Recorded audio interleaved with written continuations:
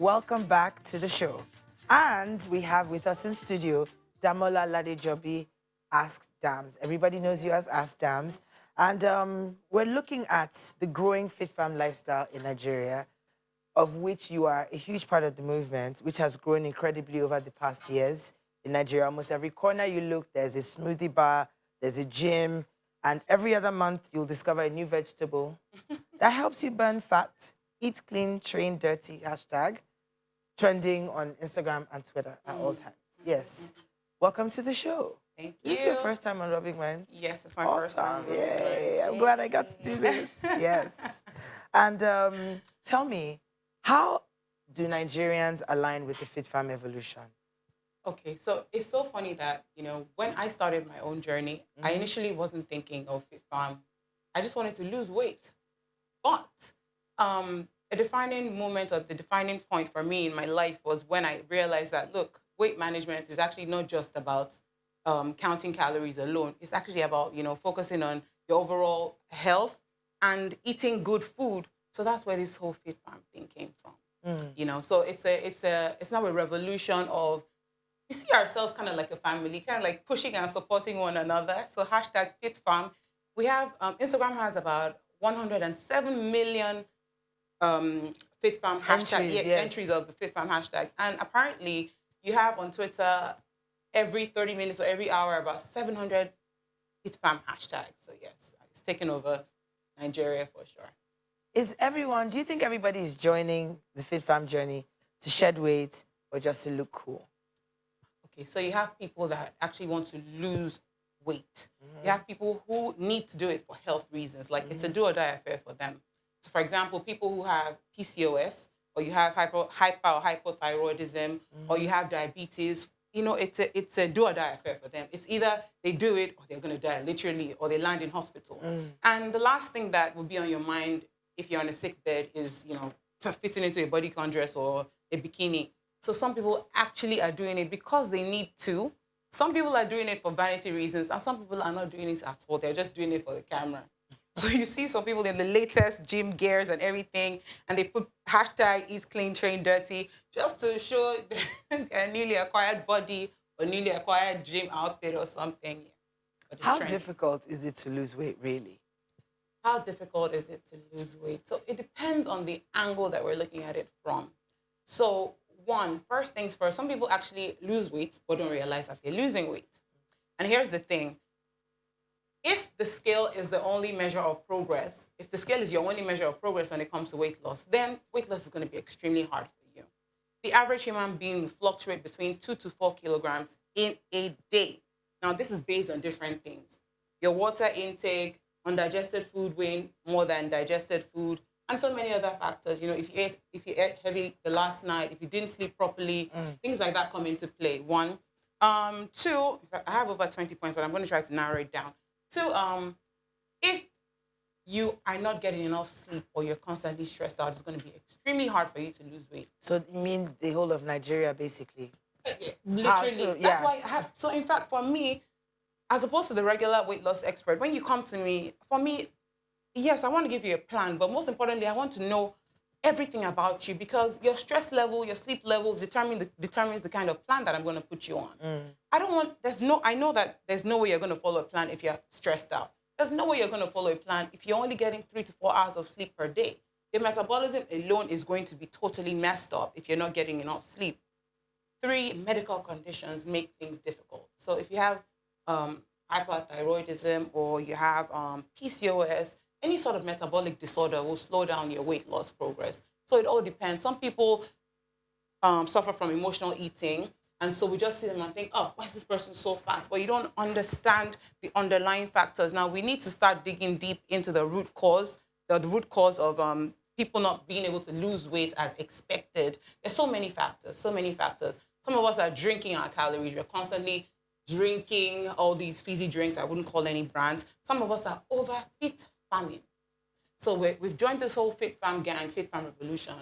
And yes, there's certain foods that are healthy, certain foods that we brand as unhealthy. However, these foods that we are eating we're excessively eating rather, maybe the root cause of weight gain. For example, a lot of people overconsume nuts. We're overeating the nuts. We're overeating the Greek yogurt. Oh, Greek yogurt is healthy. We're overeating the granola.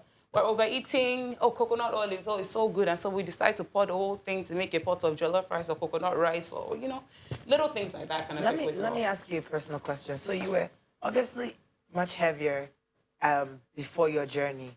Why do people demonize fat people? You know what's so funny? And I was actually hoping that you would bring this question up. Now, for me, I'm telling you, yes, I wanted to, fit into a bodycon dress, but I was one of the most confident.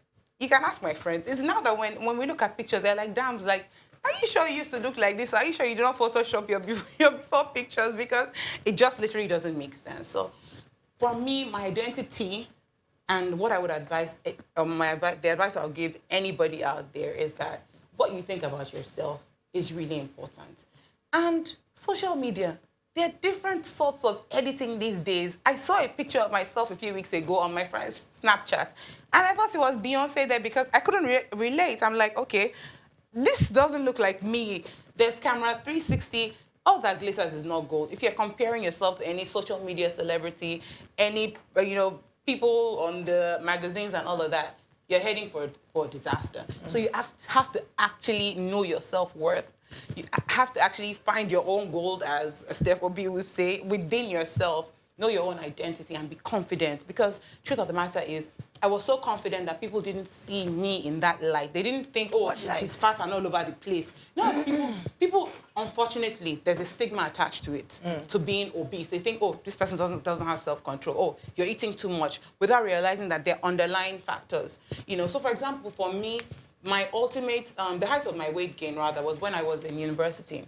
So I went to a university where in a class of over 300 people, I was the only Nigerian, and there were only 2 black people. So I had my best friend was from Zimbabwe. And I remember walking into the classroom on the first day, and I looked up because it was like an auditorium type thing. And I just saw, I saw white faces. Now, coming from Nigeria with a classroom of like black people everywhere, I literally freaked out and started crying because I'm like, oh my God, new terrain, new territory. So for me, I found it, apparently, I may have had some sort of inferiority complex also at that point in time because I don't get why I wasn't so confident. So I was actually sad for a while. I missed home, and my happy place was just walking into Tesco or Sainsbury's or Askdamz, just buying croissants, buying all sorts of drinks and eating myself to a stupor. Before I knew it, I came home on holiday, and everybody's asking me, what's happening? We sent you to London to school, to England to school. University of Exeter, why did you come out looking like this? What's happening to you? All sorts of remarks. I think everybody should be confident in their own skin. Be your own kind of beautiful, whether big or small. And even as they were saying all sorts of things about me, I didn't really care. I would dress up and look so good. In fact, out of all my friends, I would carry myself so well that I'm the one that would even invite everybody. Come on, everybody, let's go to the party. Very confident. Because we've seen people that swing from binging to starvation. Are they not risking getting food disorders because of what they feel or how they feel they should eat to fulfill other people's expectations of them? Yeah, and this is very true.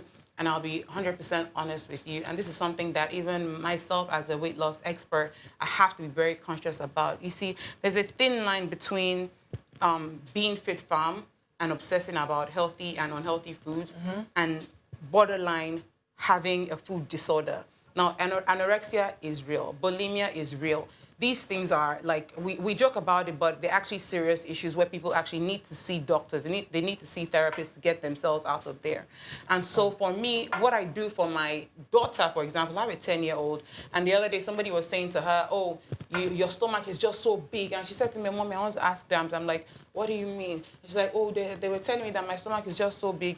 I actually went up to, I asked, I said, who said that to you? And she pointed, and I went to the person. I said, please don't speak to my child like that again. I've struggled with weight issues. I teach my kids about being healthy. I don't teach them that they have to be a particular size, be a size 8 or be a size 10 or 12. That is not my issue. I want my kids to live long and see food as something that should nourish their body, something that should give them good health, optimum health. I want them to be able to live long, not to be worried about whether they have a figure 8 or whether they have, how society wants them to look or feel. So we have to be very conscious. It's a very thin line, I'll be honest with you. People often say that weight loss is an expensive game and even eating healthy is expensive. Are there ways that you can actually go around it where you don't have to spend so much more to eat more healthy, to eat healthier food? Of course. I always tell people that I'm sure I'm starting to sound like a broken record. For every broccoli, there's ewedu, there's okra, there's ugu, there's bitter leaf, there's water leaf. For every strawberry or pomegranate, there's orange, there's pawpaw, there's watermelon. In fact, even in slices, you see the malams on the street now, they're selling them in slices. There's no excuse whatsoever. I've coached people from the cream de la cream of the society, as Nigerians, as people will say, to coppers, you know, and being on the copper salary is not easy, as they call it alawi. So we have to literally break it down to things that are affordable for them. So eating healthy is not expensive. Eating imported food is what is expensive. There's a difference. But Fit Fam is like a religion. So people are constantly obsessing over food, and they feel guilty every time they take an extra portion. Is that a problem? Here's what I always say to people, including myself. I have to remind myself every day also, and my clients. If you messed up on one day, doesn't mean that you're going to give up on your journey. And even I, as a weight loss coach, there are days where I'm like, okay, Dams, if somebody just saw what you put on your plate now, they'll be wondering, is this not Askdamz weight loss expert? I don't hide what I eat for me, because when you start hiding what you eat, it can lead to a food disorder. Do you live under pressure of that sometimes? Of course. You know, if I wake up, it's size 20 tomorrow, I'm going to lose my job. So there's definitely pressure. But never, ever. I've seen people battle depression. I've seen people hospitalized from depression. There is no way I'm going to let anybody steal my joy. You know, there's no way I'm going to let anybody dictate to me how to live or what size that I'm supposed to be. It's so funny that a couple of weeks ago, apparently I've shrunk. I lost a couple of inches. And somebody saw me and said, why are you looking like somebody that's just very scrawny? But I remember before I left Nigeria, because I went on holiday for a few weeks, somebody else said to me, oh, it's like you're gaining weight. Oh, the truth of the matter is, people are never going to be satisfied. So just do it for you. So for me, I'm all about wellness. So I've moved from just being a weight loss expert to a wellness expert. And that is what actually also birthed Askdamz Wellness Institute. And that's why when I launched Africa's very first wellness app, even though I'm a weight loss expert, I didn't call it a weight loss app. I didn't call it a weight management app. I call it a wellness app, because there's a thin line between... When did you launch the app? Oh, so I launched the app officially 3 days ago, but I threw it out into the public in September for people to test run it. So we have like a step counter, kind of like what your Fitbit will do. Okay. Yeah, the first wellness app in Africa. We have a food blog on there, a calorie counter on there, your water tracker, your fasting tracker for people who decide to do intermittent fasting. That's another thing. People just like to jump from one trend to the other. Yeah, that's one of the current ones. Yes, intermittent fasting. Then 1 minute they're doing keto, another minute they're vegetarian. So what I always tell people is that you only live once, rather. Do whatever works for you. For me, you can't tell me to be a keto dieter, because I like my carbs. You also can't tell me to be vegetarian, because I like to eat some meat. So I believe in balance. Yeah. However, some people need to do certain things for health reasons. So there's a difference. I mean, there are people who just want to enjoy their day at parties, family engagements. But you notice that once they join the hashtag, they are constantly worrying about calories, and it makes it difficult for other people to, around them, to enjoy themselves or to remain themselves. Do you offer any sort of like emotional counseling while you service people in what it is that you do, so that they understand that this journey is my journey and mine alone, and not to guilt others around me to stop having a good time and just getting in the swing of things? In fact, just that people will say that, oh, that's her most expensive package. Yeah, I call it my platinum package or my platinum VVIP package. The first thing that I like to do with anyone or any client is to actually speak to them, so that they can understand. I like to say, what is your why? What is your reason for trying to do this thing? You know, and try to figure out exactly exactly what their focus is, what their major pain point is, so that way I explain to them that, look, I know I can rather run a boot camp for you, kind of like a crash diet that will make you shrink in a couple of days or weeks or whatever it is. However, the most important thing is trying to maintain your weight and being healthy. So I try to explain that to people. And also, what I try to do is, when I'm around, because I go out quite often, and people see me, maybe I'm with a slice of cake, and they freak out. They're like, why are you eating cake? Are you not a weight loss coach? I'm like, I believe in balance. I actually call myself the balance queen. I believe in the 80-20 rule. 80% of the time I'm on my A game. 20% of the time, leave me. I want to eat my spring rolls. Leave me when I touch my donut or my cake. Leave me when I have the fizzy drink. You only live once. I'm sorry. So, yeah. Do you believe in children dieting? Because I've seen people, I have friends who have kids, boys, girls, who are maybe a little bit like, chubby, or, just like, how kids can be, and they're working through all that. I mean, I'm talking children under 7, under 10, and you already find their mothers like harping. Oh, no, you're too fat, you're too this, you're too that.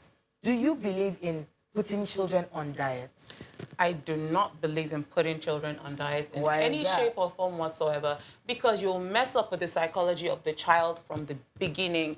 I think one of the root causes of my confidence, even when at my biggest, was because my mom, even till now, even when I was leaving the house, because I wasn't sure whether I was going to get makeup done or not, my mom would say to me, oh my God, wow, you are so beautiful. Like, and just growing up, hearing my mom literally every day tell me how good I looked, even at my biggest. Oh, when people will say, oh, you've gained so much. My mom will say, don't mind them, you've gained weight, but you're still beautiful. Even if no amount of fat can take away the fact that you're beautiful, let nobody put you down. What you tell your child is very important. So I gave the example about myself and my daughter, because my daughter turned 10. I'm currently looking for a secondary school for her. And there's no way in this world I'm going to allow anybody to make my child have some sort of inferiority complex. But what I hammer on is good nutrition. And in fact, we also just launched via the app, Askdamz Wellness Institute, where we launched 19 courses. And one of the courses that we launched on there is childhood nutrition. Notice that it's not weight loss in childhood or childhood diet. It's childhood nutrition. So childhood feeding for good health. So you must teach your kids about good food and bad food, but also don't be so strict with them in such a way that they begin to hide stuff from you. And so you have kids that eat behind their parents. I deal with teenagers also. And a lot of things that these teenagers tell me, they can't tell their parents. And they're like, look, coach, I'll be honest with you. Because my mom would say, if she sees me with a bar of chocolate, she's going to keep hammering on the fact that I look the way I look. Because I have parents that come in with their kids. I don't want my mom to see me eating this. And I have to go back and tell the mom or the dad that, look, I need you to please stop speaking to your child that way. I need you to hammer on, I need you to lay emphasis on health, not weight loss. Because if you hammer on health, weight loss would be... Very, very quickly, because we have to go now. The new fad, the newest fad is surgical bodies versus weight loss. What is your take on that? What is your stance on that? Is it a direct conflict to what you do? And is this something that you subscribe to some clients? Okay, or rather you recommend to some clients? I would never, ever recommend surgery to anybody. Now, whatever rocks your boat, people do surgery for whatever reasons, and I don't want to knock them down. For me personally, a lot of people actually thought I did surgery. In fact, that's what brought me into the limelight, because people thought, she was so big, she lost weight, or she must have done surgery. Unfortunately, due to time constraints and the dress, I can't show you, but I have videos on my page. I always say it, as I say, I don't have shame. My husband would be like, don't say you don't have shame. What do you mean by that? But I'm not a surgery advocate. And let me tell you something. So some of my best clients are people who have done surgery. I'll tell you why. It's a very unnatural way of taking fat out of the body. So what happens is that the body struggles to gain the weight back, because the body cannot understand why fat has suddenly been taken out of it all of a sudden. And so they come to me, they panic literally, and I'm like, okay, what's wrong? And they're like, oh, well, to be honest with you, one-on-one, I actually had surgery done, and I gained the weight back really, really fast. So surgery is... And I hear so many scary stories these days. People doing it under, so-called medical supervision, or people not being licensed, or people who are not licensed, claiming to be licensed, doing all sorts of surgeries. especially butt implants. This is such a great subject. Unfortunately, we have to go. But thank you so much, Dami, Thank you for coming to the show, Damola. And I hope we have you back. Thank you so much. Thank All the you. good work. Keep up good work Thank with you. everything you're doing. Thank you. Nigeria, do not go anywhere. We'll be right back.